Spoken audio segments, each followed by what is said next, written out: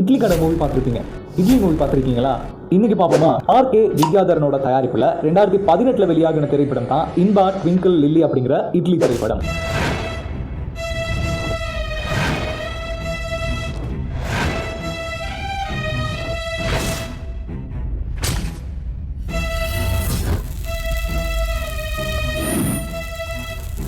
இந்த படத்தோட main ரோல்ல actress Saranya Ponvannan, Kovai Sarala, Kalpana 3 பேரும் நடிச்சிருப்பாங்க. ஆக்ட்ரஸ் கல்பனாவோட கடைசி திரைப்படம் தான் இது. அவங்களோட இறப்புக்கு அப்புறமா வெளியாகி இருந்துச்சு. இந்த படத்துல பெருசா பாட்டு எதுவும் இல்ல, பேக்ரவுண்ட் ஸ்கோர் மட்டும்தான். கதை எங்க ஆரம்பிக்குதுன்னா, இன்பா ட்விங்கிள் லில்லி அப்படிங்கிற இந்த 3 பாட்டி மாருமா சேர்ந்து ஒரு இட்லி கடை நடத்திட்டு வராங்க.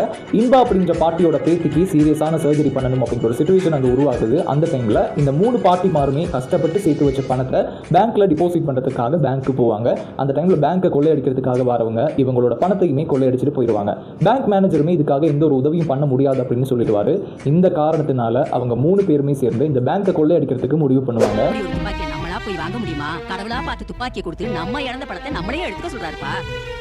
அதுக்காக பேங்கே கொள்ளையடிக்கிறதா? நாம என்ன அடுத்தவங்க பணத்தையா கொள்ளையடிக்க போறோம்? பேங்க்கார நம்ம பணத்தை கோட்டை விட்டா அந்த பணத்தை மட்டும் வாங்கிடுறோம்.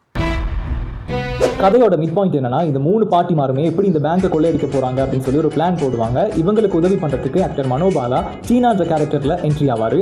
ஒரு பக்கம் பேங்க் கொள்ளையடிக்கிற பிளான், இன்னொரு பக்கம் ஒரு டெரரிஸ்ட் குரூப். இந்த குரூப்போட ஹெட்டா ஆக்டர் அலி மன்சூர் கான் கழுத்துன்ற கேரக்டர்ல இவங்களை தப்பா பயன்படுத்த போறதா படம் கொஞ்சம் காமெடியா மூவ் ஆகும். நான் எதிர்பார்த்த மாதிரியே எனக்கு 3 பாட்டிங்க கிடைச்சிட்டாங்க. ஹலோ, நான் தான் கீரை கொய்தாவோட தலைவன் கழுத்து பேசுறேன். படத்தோட கிளைமேக்ஸ்ல இந்த 3 பேரும் எப்படி பேங்கை கொள்ளையடிச்சுட்டு தப்பிச்சு போறாங்க, இதுக்காக உண்மையிலே இந்த பணம் தேவைப்பட்டுச்சு அப்படிங்கறத ஒரு ட்விஸ்டோட காமிச்சிருப்பாங்க. இந்த பெண்களுக்கு ஏற்படக்கூடிய பாலியல் பிரச்சனைகள் டைம்ல அவங்க எப்படி அந்த பிரச்சனையை சமாளிக்கணும், எப்படி அந்த பிரச்சனையில இருந்து வெளியில வரணும் அப்படிங்கிற ஒரு மெசேஜை ஹைலைட்டடா இந்த கிளைமேக்ஸ் சீன்ல காட்டி படத்தை முடிச்சிருப்பாங்க.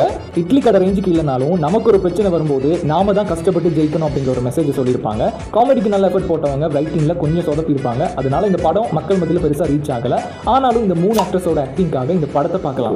இந்த வீடியோ பிடிச்சிருந்தா வீடியோக்கு லைக் பண்ணிட்டு சினிமா சம்பந்தமான இன்ட்ரெஸ்டிங்கான விஷயங்களை தெரிஞ்சுக்கிறதுக்கு சேனலை சப்ஸ்கிரைப் பண்ணிக்கோங்க.